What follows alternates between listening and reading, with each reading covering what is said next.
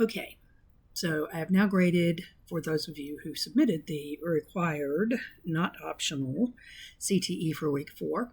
I've now graded them, and I want to go over what I was looking for in this, because there were a lot of problems that people seem to have, particularly with some of the ideas of the secondary sourcing.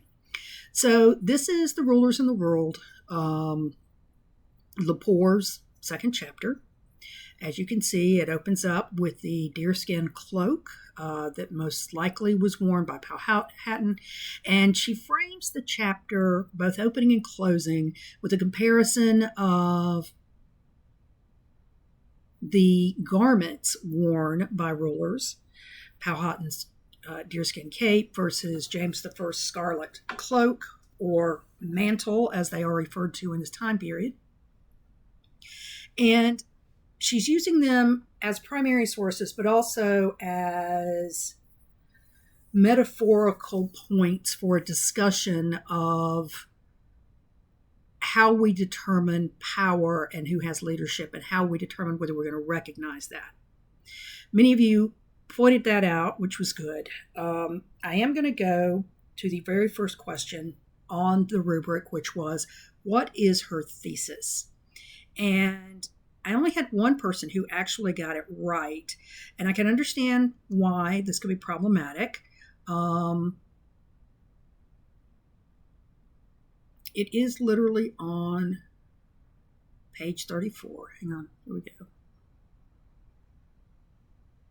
Right here. Beginning with the Virginia Charter, the idea of English liberties for English subjects was planted on American soil, and with it, the king's claim to dominion, a claim that rested on the idea that people like Powhatan and his people lived in darkness and without government, no matter that the English called their leaders kings. And while I realize that this doesn't seem specific enough, given the many things she talks about, it sums up the complete entirety of the chapter by its basic statement that the English came, they determined what they considered to be the rights of Englishmen themselves, which is a big part of the discussion in this chapter. But within that, they also excluded people of color, not just Native Americans, but also African Americans. She does a lot with that. And they also defined it by gender, the lovely section she has on Jane Franklin, and the discussion of Franklin's life being very different from that of either of her brothers, James or Benjamin, and class, which she talks about in terms of the poverty and the things that happen, but also a lot of the situations like with the Paxton Boys and with groups of people who were not given the same privileges because they didn't come from the same wealth. So this is all part and parcel of what's going into this whole idea in this one sentence. So that's your basic thesis.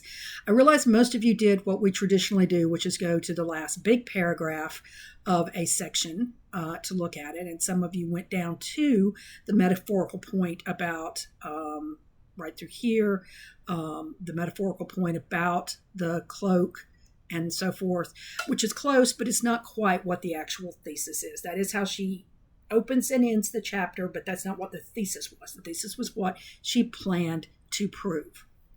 Now, the second point of this was, what was the historiography she was basing this on? And some of you got to it, but you didn't connect it to what historiography is. Historiography is the way we tell the story, and it's how the story of telling that story changes. And one of the big things that some of you did point out, and that ties it to historiography, is that she really is including marginalized voices in this development, which is very different from how traditional histories of the U.S. have gone, where they've basically only talked about guys like John Locke, and only guys like Benjamin Franklin, and only guys who are in that upper tier of white leadership. In her case, she is historiographically including the voices, insofar as she can find them, of indigenous peoples, of African peoples, and of women, and of the poor. So she's really taking on the historiographic view that these ideas about liberty were pervasive throughout the society, not just in the upper class that is looking to develop a reason to split from Britain in the long run. And that's a big part of what she does through all of this. All of her examples have to do with these kind of constructs. So that's your historiography, how we tell that story. And again, some of you got that and got it pretty well. You just didn't really tie it to what historiography was. Some of you didn't get it at all, but that's kind of where we were going with it.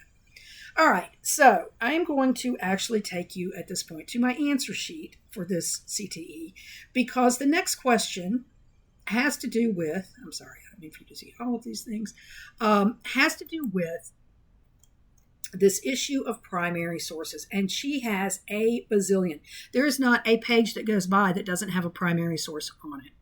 So let's look literally at, and these are not all of them. I excluded random ones where she had just taken a partial quote out of a source to use. But these are literally all the ones that she uses. She uses Powhatan's deerskin cloak on the very first page of the chapter.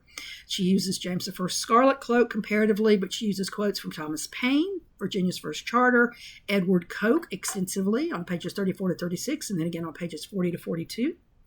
John Smith, George Percy, Thomas Hobbes, that should be Hobbes, not Habs, and most of you caught him. A random slave trader on page 38. William Bradford is pages 38 to 40. The Magna Carta itself, 41 to 42. King James himself, 42. John Winthrop, 43 to 44. Edward Winslow. I mean, obviously the list is extensive. Uses a lot of Locke, page 34, and then again, pages 52 to 55. She uses examples from the Antigua Slave Revolt, or report of the Slave Revolt, South Carolina Legislature's Act for Better Ordering and Governing Negroes, which comes into play after the Stono Rebellion. And she also uses some quotes from Africans themselves. And I'm going to go to that page in just a second and show it to you, because it was a very interesting page and I couldn't get a sense of exactly which group she was looking at. I'm going to show you that in a minute when we go to the secondary sources. Now, a lot of you, I think, misunderstood the next part of this question, which is, sorry, here you go. What primary sources does she use? Do they all agree, or does she present counter arguments using the sources? Using the sources. Not does she disagree with the sources. Does she use counter arguments from other sources? And she does, copiously. That's what this is. Conflicts. Comparison of different intentions, meanings of Powhatan's deerskin robe versus James I's scarlet one. James First versus John Locke and Thomas Paine on page 34. Powhatan versus the Jamestown settlers on subjugation, page 37. Coke using the Magna Carta against James I. And that's pages 40 to 43, not 430. The irony of the English coming to save the natives than enslaving them. That's the Massachusetts situation with the Massachusetts emblem on page 44 to 45. The contradiction of the English condemning the Portuguese for slavery, yet adopting it themselves, pages 46 to 47. The contradiction of creating laws to justify slavery, which also helped to define freedom, on page 48, which I thought that was a really wonderful section that you do with that.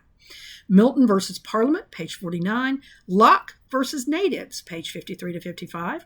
The evolution of the freedom of the press from James Franklin through the Zinger trial, pages 59 to 63, where she uses different quotes from different sources on whether they should be allowed to speak their minds or not. And then the slaves versus the New Yorkers and Caesar's slave rebellion, 63 to 64.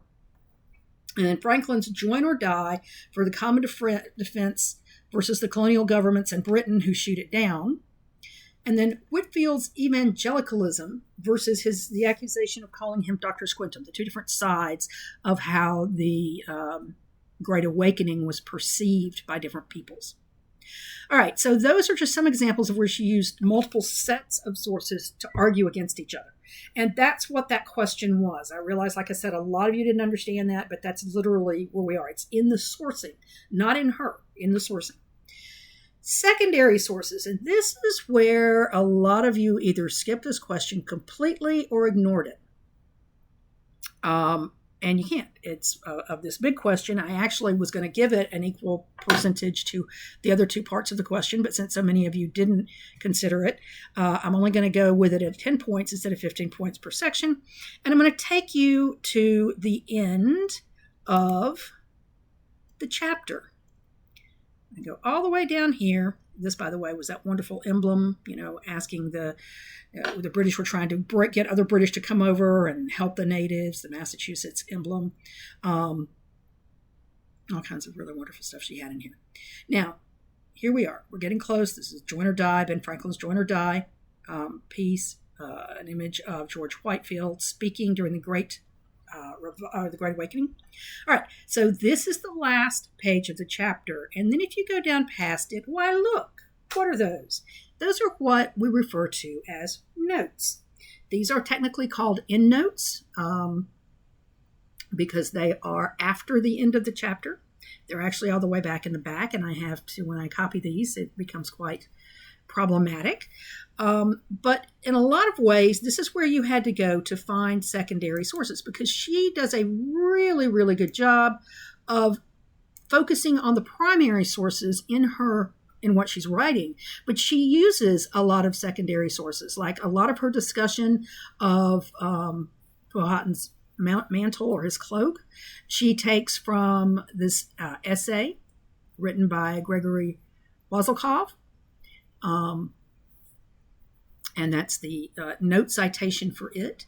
Again, if you're looking through this, and I encourage you always to look through the notes, you'll notice that she does a lot in her secondary sources with a guy named, not Richard, that's the actor. Hang on, where's Mr. Armitage? Go away. I don't know why you're doing this. Go away. Go away. John Smith, where's she was on this. Oh, here you go. David Armitage. She cites him a number of his works through this chapter.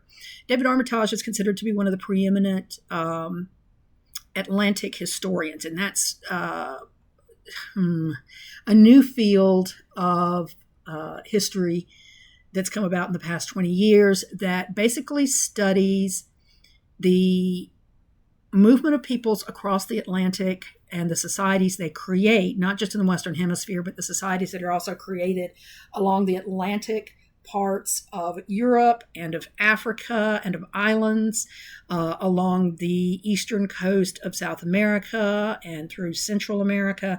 So it's this whole area that's bordered on the Atlantic. And we're now looking at that as a specific type of regional transition based on basically colonialism and transatlantic slavery and the movement of indigenous peoples who moved not just away from the Atlantic, but actually many of them crossed the Atlantic. There are whole studies of Native Americans from throughout the Western Hemisphere who either moved to Europe or were transported to Africa or other parts across the Atlantic. So it's a really interesting area of study. It focuses a lot on the 1600s through the 1900s, literally. But David Armitage is one of the preeminent scholars in that field. And she uses a lot of his works in this chapter because this chapter is a lot about exactly that, transatlantic movement of peoples. She also uses, what was I going to show you? There's something I was going to show you, I don't know where it was now. Obviously, a lot of primary sources, and you can see those through here. John Smith, Thomas Hobbes, from the Virginia Encyclopedia, or the Encyclopedia of Virginia, from the Virginia Foundation for the Humanities, Martha McCartney's Virginia's First Africans. She uses quite a number of primary sources, but also a number of secondary sources. And I'm looking to get to the section on where she actually cites herself, because she uses some of her own work. Well, here's Annette Gordon Reed, who is a preeminent scholar on Thomas Jefferson and his relationship with his African-American slave, Sally Hemings, and then her family.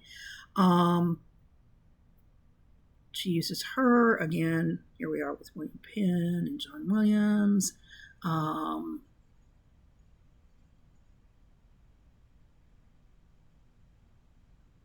Winthrop, Roger Williams, again, all of these guys through here. Magna Carta itself.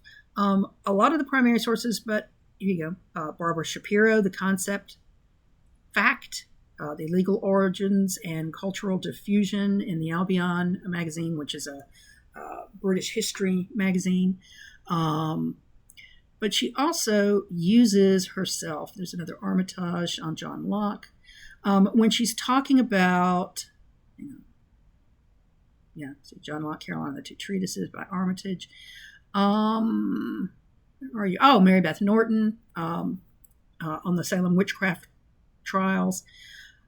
And almost, well, there you go. On Jane Franklin and her relationship with her brother, see Carl Van Doren, Jane McComb, the favorite sister of Benjamin Franklin, and Jill Lepore, Book of Ages, The Life and Opinions of Jane Franklin. So she's using her own work there as well when discussing that. So yeah, these were your secondary sources. How does she use them?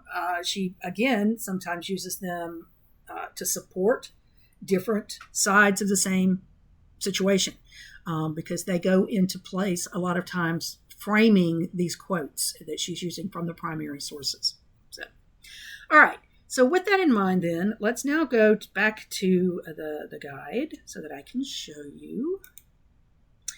All right, your secondary sources, like I said, and I used the Wazelkov there.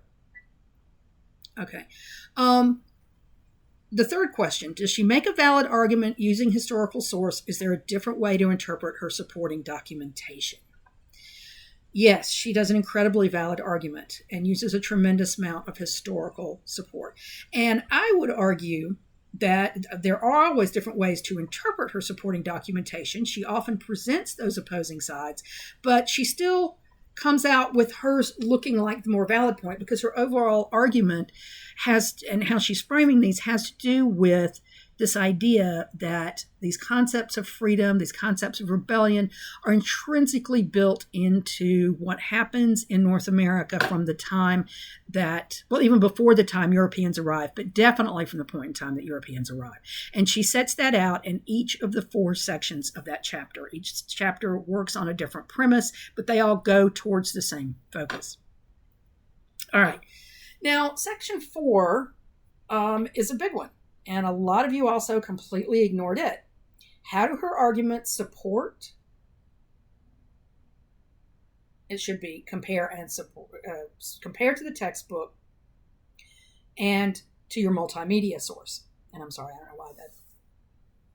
Oh, how do her arguments and the support for them compare to the textbook and your multimedia?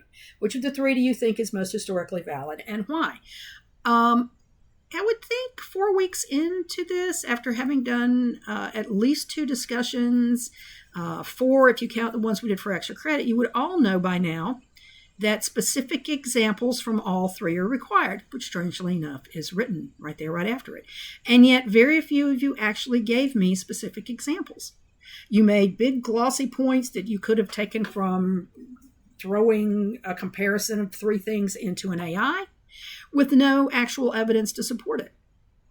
So without evidence, without actual historical examples, I can't really take your answers to those questions seriously, which is why so many of the grades are low. There are no historical examples to support. There are no comparisons. Some of you did talk about your multimedia. Some of you referenced the American Yawp, but very few of you actually gave me examples. So I don't know exactly how to deal with that at this point. There need to be specific examples. A 35-point question requires a lot of support to get it in there. So basically where most people fell apart on this, again, were in the big point questions 2 and questions 4. I was tolerant, definitely, about the thesis because I know finding a thesis, especially this early in, can be difficult. And it often requires that you read a source multiple times because you are literally deconstructing the person's argument, which means you have to find the argument, which quite often means you have to look at all the different parts and figure out how they come together. You also have to, again, be very aware of what historiography is. It's how the nature of how we tell the story of history changes changes. Some of you were good in getting to the idea that she's talking about different marginalized groups, but you weren't so good at linking that to the fact that historically that has not been the focus of how we've told the story of U.S. history. U.S. history has traditionally been the story of white men coming over here and liberating themselves from rule by other white men.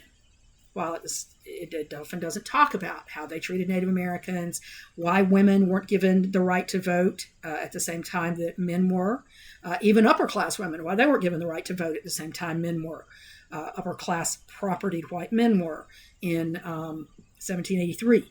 It also doesn't take into account, of course, slaves and the poor. So, all right. So what I'm going to do then, I'm going to post this video for you so that you can look through your paper and understand what I mean when I say examples, when I say where your secondary source is, what are you looking at here? And in hopes that you will do a little more with this the next time you have a secondary source analysis, which should be coming up reasonably soon, especially since by week 10, you've got to have a lot of these ideas nailed down for that annotated bibliography. So even if you did not do this particular CTE, you need to have a working understanding of how to do these things and what we're looking for. All right, so review my comments to you, and if you have a question, let me know.